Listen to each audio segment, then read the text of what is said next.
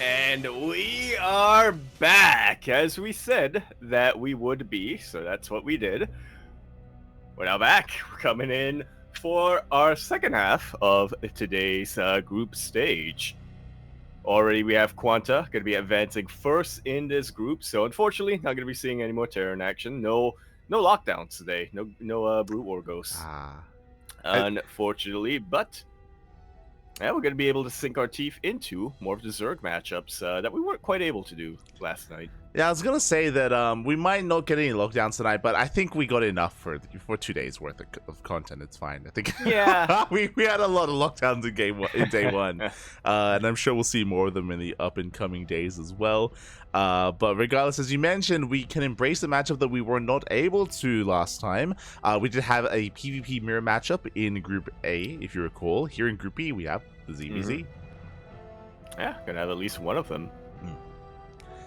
Oh yeah, we'll have at least one of them as we are getting ready to jump in. Game 1 is going to be on Troy, a map that we have not actually been able to embrace yet today. Yeah, and funnily enough, I would, in my estimation, probably the worst map of Zerg. So, yeah, we're going to have a ZvZ on it, and we're going to see who's going to be able to utilize the unique features of the map a little bit better. Yeah, I'm curious where they spawn in and how they do approach this as we are getting into game number 1. Indeed we are, and here we go. Spawning in the top right-hand corner map, spawning all the way in the top right. We have our red Brood War Zerg player for the first time this evening. I was reading chat. Where was I? Yes, a red Brood War Zerg player. We were wondering where to really place them and how familiar they were able to really get with Brood War Zerg, or with SEL Brood War Zerg at the very least. Here we have Wayne. It's a 13-12, by the way. And spawning in the top left-hand corner, we have someone going for a pool-first build. We have the blue Zerg player from South Korea. It is Rumeith. Here we go, and yes, Rumeith is the highest seed, did pick SE2, is going for a very safe build with a pool first, and the Overlords, they will actually find each other here in the center of the map. Both Overlords, they do confirm the location of the other. Yeah, they cross like ships in the night. Ah, the old Overlord being the new Overlord. Ah, it's like they're passing of the torch to generations. The old man and the young Zoomer and the C student. Oh my god. As the Overlords, they do pass by each other, as you did mention. Again, it is a 13-12. Link speed is being researched. Now, this 13-12 it just is a different variation. We do pull out a gas because no Bailings, right? There's no Bailings available to Wayne, so he's just going to be flooding links across the map. He is aware of the spawn location of his opponents, and it's going to be on Rumeith to survive and to defend. Because of his own pool first, he will have early links and early queens, but it will still come down to his unit control and unit micro. Yeah, we'll see. I would have to favor the SE2 Zerg in a scenario like this, just because I feel like they do have better defensive tools, but like you said, all comes down to the control and how well Rumeith is really able to utilize them. Yeah, exactly. As you see Wayne, he is waiting with Link Speed. Link Speed is still a couple of seconds off here, still rallying across the map. The Queen is waddling forward. The Queen will help when it comes to the choke point. When it comes to walling off, at least the Hatchery does take a lot of hits. We have yet to pull the boys, but we get 10 seconds off here from Link Speed. And one false move here from Rumeith will mean that his entire army gets surrounded by these much faster Lings. Like so. Immediately we get a full surround on top of this Queen. It will be falling. And there's not enough Lings here to really put up a fight here for Rumeith. Yeah, I mean, that was a brutal mistake for the Queen to get surrounded. Now the drones can go down. It looks like Wayne, he may just end the game here and now. Another Queen has arrived. Only 3 drone kills so far. Rumeith still has a worker lead. Oh, but he bleeds out more Lings. Yeah, and once you start bleeding out Lings, you start losing a lot of momentum, or rather your opponent starts gaining a lot of momentum on top of you. We have 2 Queens now,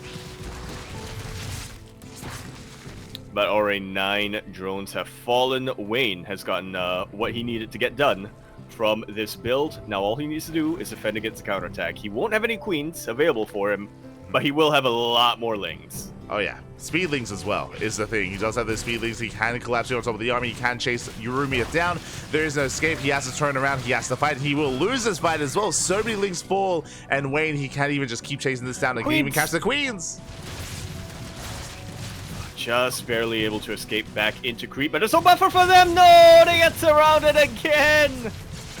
The surround is brutal. One queen goes down. There's one queen left, and it's going to fall as well. And with that, what does Rumeith have left? He had a queen advantage, no longer. He's still down in workers, down in drones. Ling's speed is soon to kick in, so Rumeith can go for his own counter Ling attack. Meanwhile, Wayne rush into a lair, into a spire. 2 base spire as a follow-up. Very ballsy here. Now, Mutalists, they're a little bit cheaper in Brute War, are they? I believe they're still quite expensive, which is why this is crazy. Fun fact, no anti-air, the Overlord saw everything. The Overlord of Rumeith saw the lair and the spire as well. Rumeith with a counterattack hits the 3rd base. He has his own speedlings. Oh, does take a hit though. Has to be very careful with how he does engage. More reinforcements have arrived. And Rumeith going to be pulling ahead slightly when it comes to the Ling count, but Wayne, some fantastic positioning with his own Lings. Able to chase us back, but now we have a counter surround. Yeah, reinforcements coming in from both sides. Alas, in the end, Wayne will come out on top. He will shut down the Lings of Rumeith, and on top of that, we have the Mutas on the horizon now. Rumeith will have some queens, that is true. He will have queens to defend, but the Mutas, they can just hunt down Overlords. They can hunt down Overlords, and they can even overwhelm individual queens as well, so Rumeith is in a lot of trouble. No spores, no nothing for Rumeith back at home. Meanwhile, on the side of Wayne, he has 1 drone in each gas. I mean, that's all he can afford. I mean, he has no drones. Like, fair. He doesn't really have much of an economy to speak of, which is why he can only afford 3 mutas. It's 3 mutas moving out. But I mean, that's gonna be enough to hunt down Overlords, and the Lings here of Wayne. They shut down the natural. GG gets called, and Wayne will take game number 1. We're not even gonna see the mutas. We're not going to see that. We didn't even need the mutas there. That was kind of the icing on the cake for Wayne. A very chaotic game 1, but again, it did capitalize on some of the mistakes of Rumeith. Again, Rumeith, he was called out 1 too many times with his queens, and things very quickly snowballed out of control. Yeah, really strong unit control coming out here from Wayne. There were numerous times where I was starting to really worry for him. I mean, overall, I feel like going for a 13-12 like this in a ZvZ when you're the Brute War Zerg player is a massive risk, just because you don't have access to queens. You're already at a disadvantage economically, and your access to larva is also that much more limited. If at any point Wayne made 1 false move, lost 1 too many of his Lings, he would have immediately been counterattacked and flooded by the sheer numbers that Rumeith would have been able to pump out. But Wayne, he was so careful with his Ling control, and he just absolutely made sure that each and every time he pushed in, he was able to get a full surround on a queen, take it out, and then just overwhelm from there. Oh yeah, exactly. Very important pickoffs there, especially when it came to the queen surrounds from the side of Wayne. And now the turns will table. Now we are jumping into game number 2. We're going to be loading into Whispers of Gold. StarCraft 2 map this time, and yeah, now Wayne has the ability to pick which era he's going to be playing. Oh yeah.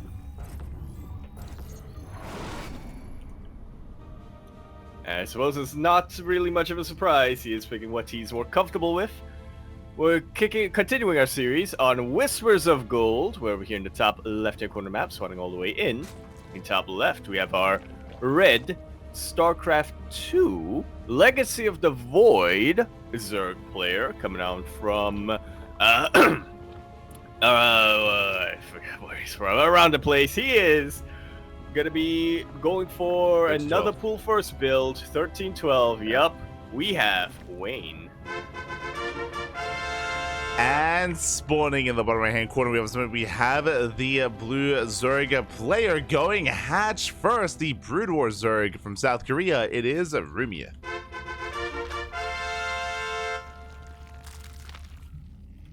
Okay, so very aggressive opener here built by Wayne. It's going to be a short series. It's going to be a short game here. Rumeith, because he's going because he's going a hatch first, it does mean that he won't have as strong of defense as he did previously. But it is still possible for him to hold on. He can still, of course, respond, react, and respond to what he does scouts coming across the map. But very little room for error. Yeah, he is going to be on a nice edge here. He cannot afford to make a single mistake. With StarCraft 2, it can be a little bit more forgiving, just, again, because you have queens. Queens, I don't want to say they're underrated, but they are such a key unit in the early game. They are absolutely essential to a defense. Lack of queens in a mirror matchup is terrifying. It's daunting. Oh yeah, it makes the defense that much more difficult here for Rumeith. Still just waiting for his spawning pool to finish up. Meanwhile, the Lynx of Wayne have already arrived and they're going for the hatcheries. Macro hatch on the way for Rumeith. Will buy a little bit of time here, but last Lynx, they ignore the macro hatch. They go straight for the natural. Yeah, me as well. I mean, the natural has already been made, so sorry, started to pump out a little bit of the larva. Yeah, you can see the boys are being pulled. Lings are in production, and we'll see if we can pull a defense. Sunken Colony's on the way, but it gets surrounded. Up. Yeah, the underground spine crawler. Yeah, the colony does finish. Bearing in mind the colonies, they actually finish faster, but that's because they have to also morph into another unit. Creep colony's on the way. If it finishes, then we can hold. It looks like so far Rumeith doing a really good job of preventing the Lings of Wayne from really getting on top of anything. Yeah, with that Link speed kicks in, Wayne, he dives into the main, and he will catch out some of these Lings, but again, with the help of the Creep Pony, we should be perfectly fine. Rumeith, he does defend, and now he can attack. Yeah, Wayne, he's already starting to prepare for this. He's getting a bunch of his own Lings, grouping them up back at home, banking them up back at home, and trying to get his queen in position. It's off creep though. Oh, it is off creep. Likewise, Link speed finishing up in a couple of seconds. He's coming in for the surround. Up. He will be able to take out the queen and then immediately back away. Rumeith not quite able to get more done here, but he's already done what he needs to, right? He's already ahead in the workers. Just taking out the queen is already going to be enough value for him. Yeah, and now Rumeith, he is miles ahead. He got away with his hatch first. He has his macro hatch, creep colony, upgrades are in production. He's saturating fully on 2 bases, and Wayne is in a rough position here. We can see that the Link Scout will confirm the lack of saturation. Wayne is not droning. He's committed to the all-in. Yeah, I was going to say, these queens have a lot of injecting to do, but I actually don't need to inject that much if you're just going to be going for a full-on all-in here on out. Exactly, as we have 3, oh my god, we have 3 creep colonies already ready for this. I mean, the sunken colonies, they're going to be able to hold on without any issue. Yeah. We just have another name for it. Immediately, GG taps out. Wayne, he knows he can't break this, and he knows he's just far behind when it comes to the economy, so writing goes on the wall. GG. We're going into our ace match. GG, well played. Again, a very impressive defense. This is something that I didn't get to bring up last time, but when it comes to Brood War defensive play here, because there's no queens, that is where you do require those sunken colonies. Sunken colonies, I don't know if you noticed as well, they actually morph in faster than spine crawlers. Spine crawlers actually take longer to morph in than sunken colonies. A big reason for that is because, of course, spine crawlers can reposition, right? They can like unburrow, reburrow, they can move around, so that's why they take a little bit longer. You don't have to build you don't have to build a new one every single time. Yeah, exactly. Yeah, every single time you move out or you reposition. Yeah. So sunken colonies is so much faster here to defend. I remember Bonan, the infamous cannon rusher, he found that out the hard way as he attempted to cannon rush some Brood War Zerg players, and their response to cannon rushes was to throw down just their own cannons, right? Their own site defense, their own sunken colonies to actually deal with that even faster, which was crazy. So yeah, GG.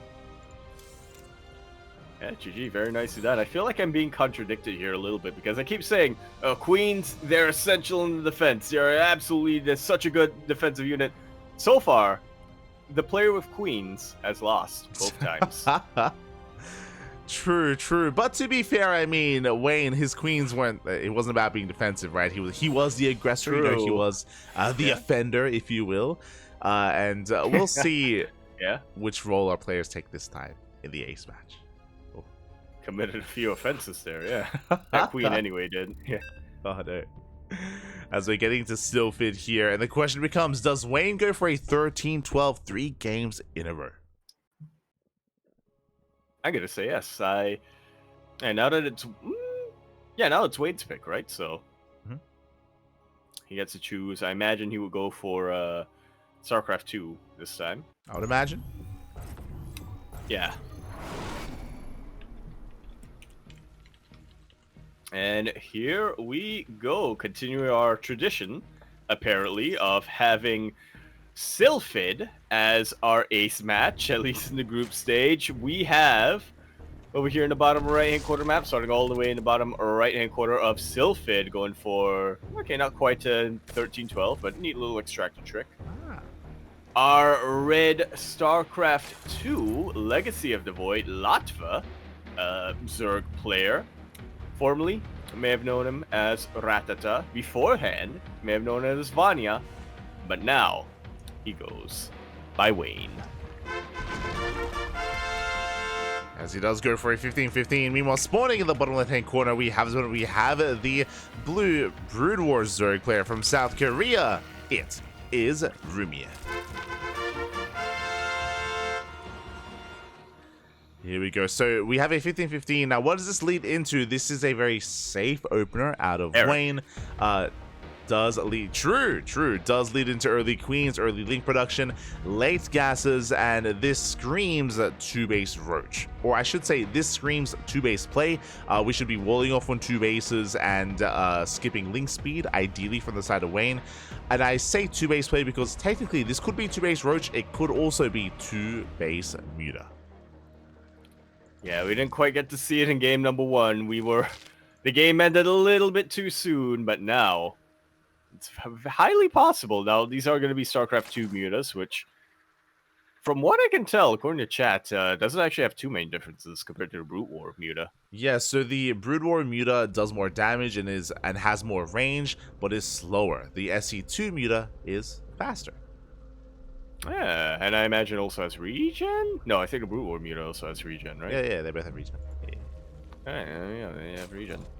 But is it the good regen that StarCraft 2 mutas have? That's the question.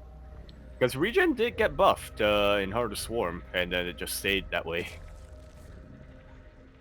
Yet to be determined, as we do have the initial setup here from Rumeith. You can see once again, Hatch gas pool opener into macro hatch into a creep colony on the low ground. What I love here is, there we go, the sunken colony is now being morphed in, but just really safe play here by the blue Zerg player.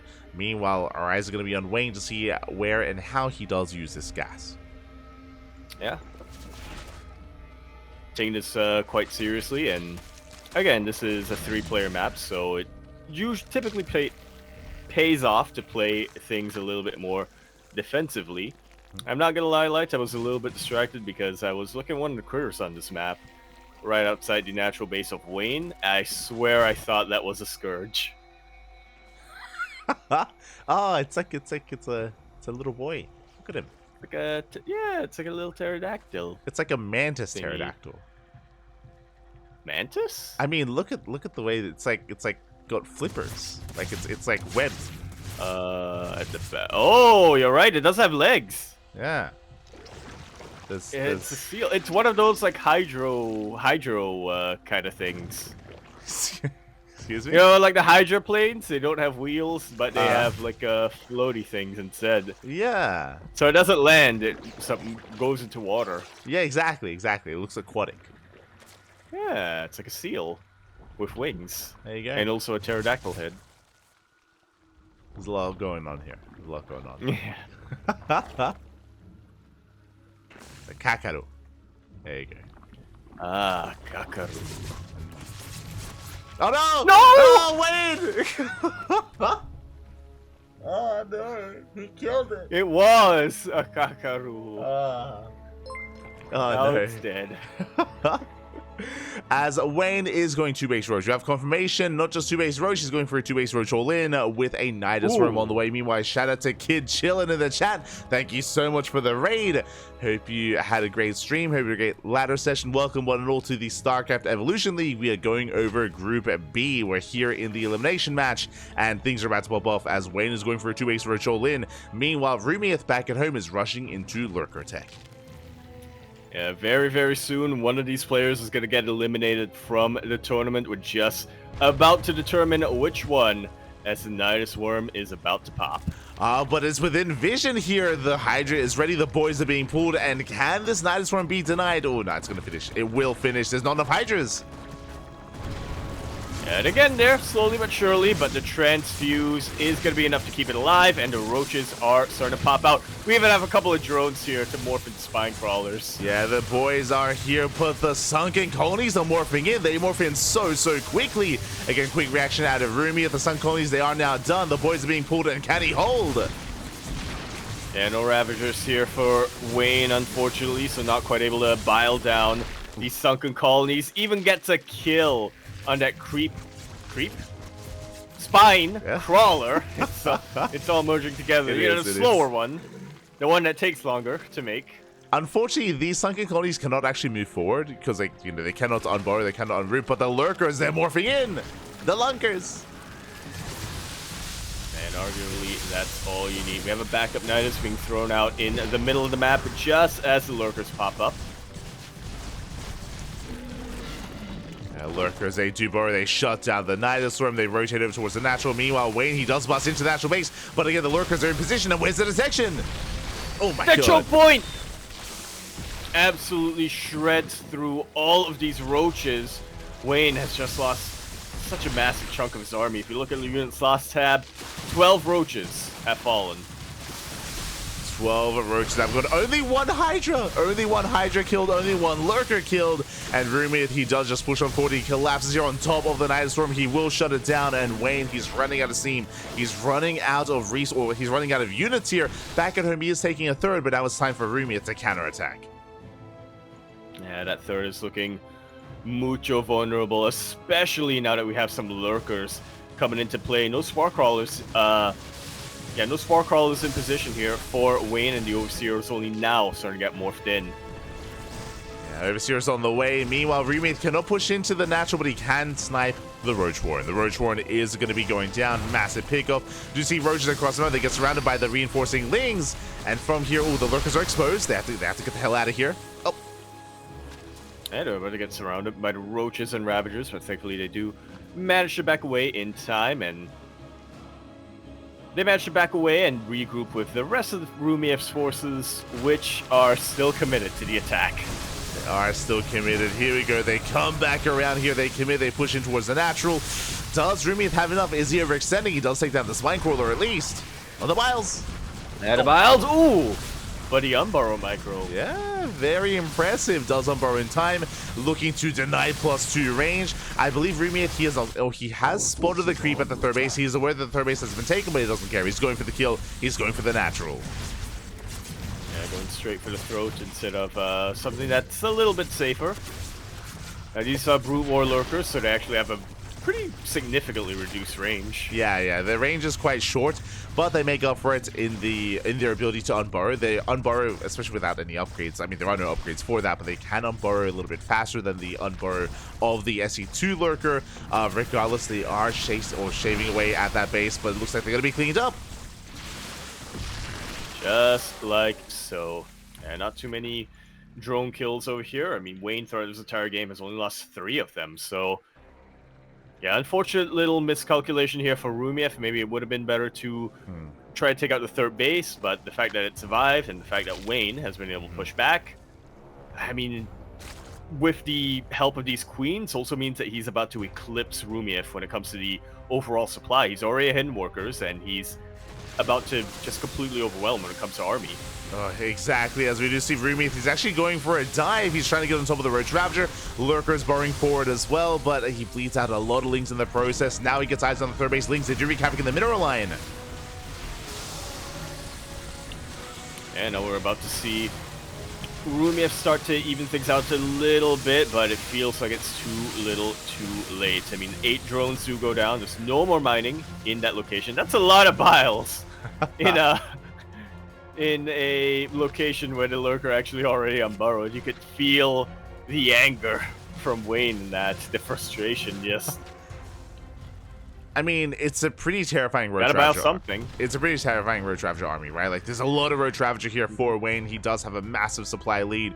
He's going to be moving out. Economically, I mean, it's quite similar between the two players, but I am concerned here that the Ling Lurker army of Wayne just doesn't really, sort of Rumeith doesn't quite have the sustainability that he needs, doesn't have the health that he needs to survive here, as here comes the main army of Wayne. You know, it's weird, like, or I guess not that weird. It makes a lot of sense. When I see lurkers, Brute War lurkers, I don't get panic attacks like I do with SC2 lurkers. Yeah, there's something about that. They're very different. They're, yeah. They're a lot more manageable. They are. But they're also like, you know, they're lower tier, they're more balanced, lower tech units, I guess, in that sense. So they have a very different but role. You could get them earlier. Okay, it's coming. The panic is coming back. True.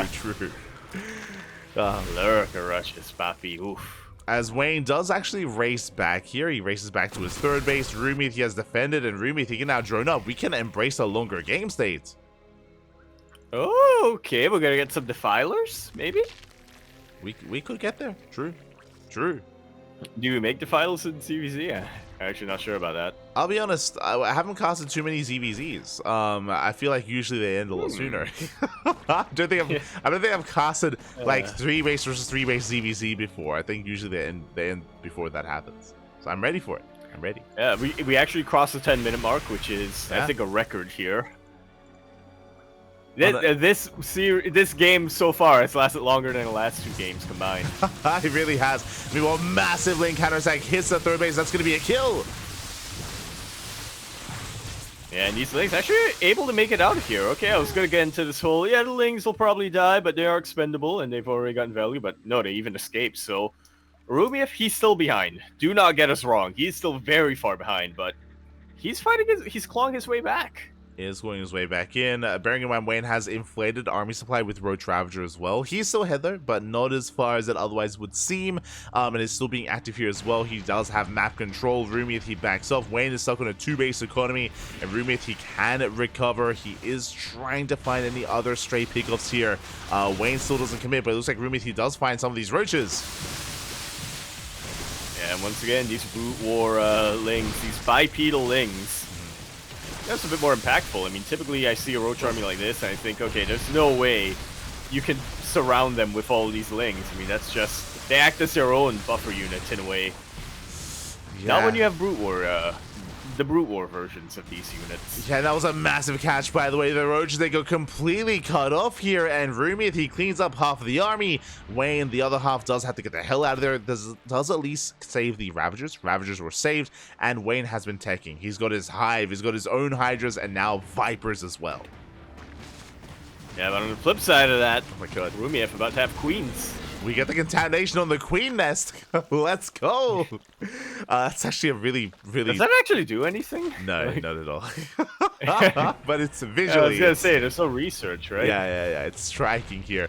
But queens are on the way, as you mentioned. Now, the queen does add the ensnare ability. So ensnare is like fungal growth. So you can try to lock down the... Yeah, but better. It can try to lock down the army. Ensnare doesn't lock down the army, but does significantly slow it here as the armies do pass by each other. Uh-oh. Yeah, ships in the night, but Rumeith going to be able to burrow his lurkers and get a couple of volleys off on top of all of these roaches. Infestors, no, not infestors, I almost said defilers. Vipers now out, and they have plenty of energy. Huge blinding clouds and some very nice yoinks on top of those queens. Yeah, I mean, Rumeith, he's throwing away his entire army. He dives into the natural, dives into the main. He is getting economic damage, but he has to get the hell out of here. Reinforcements will hit the third base, and Wayne is being pulled apart. There's the ensnare. Yeah, we see it in action. It slows down the drone significantly, but unfortunately for Rumeith here, there's not a lot that could really capitalize on top of that. He had 2 lurkers, something like that, but yeah, the majority of these drones will make it out.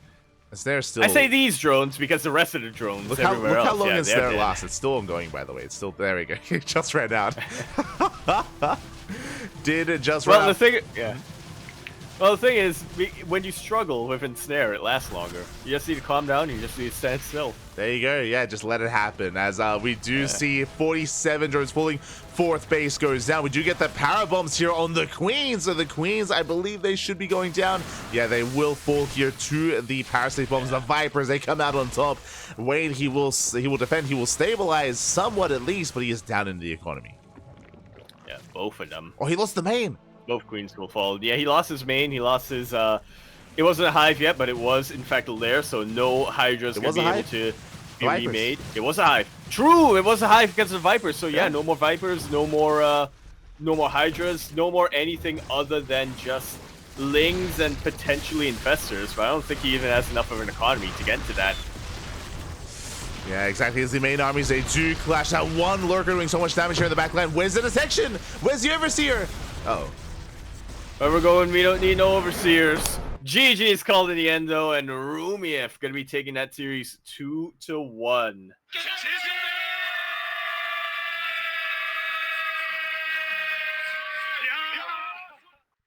After the longest ZvZ that I think has ever been played on SC Evo.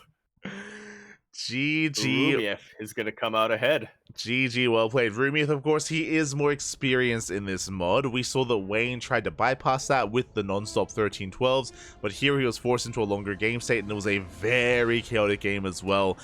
For a long time there, Wayne, he did have the better economy, did have the larger army, but Rumeith, he was just counterattacking non-stop. Also, because of the additional lurkers, because of the earlier lurkers, it was actually really awkward for Wayne to have detection. There were actually multiple times where he was actually, where he did have overseers, but they weren't quite in position, and he was taking some rough fights in lurker range as well. Just a really chaotic game state, and yeah, Rumeith, he was all over the place, and at least we were even able to see for the first time, at least for the first time showing you, Queens, and then Snare. And the flying Queens, the better Queens. I mean, kind of. Well, the cooler Queens, they're not as useful, right? I mean, larva injects and creep tumors, that's just, that cannot be beaten. So StarCraft 2 Queens are better, but StarCraft 1 Queens are cooler. Yeah, exactly. They've got in Snare, they have Parasite, I believe. They have Parasite as well, and I think I'm forgetting one final spell. Oh right, they can infest CCs. True. Can infest as well. Contaminate? Oh no, infest. Yeah, infest, because that's it's not like contaminate. There we go. But regardless, GG, well played. Rumeith does take the series as advanced. So my condolences to Wayne. Again, Wayne, he was coming in as more of a dark horse, a bigger name in SC2, of course, but lesser in StarCraft Evo. Does bow out first in the group, and that means we have our next series getting ready for us. It is going to be Classic versus Rumeith.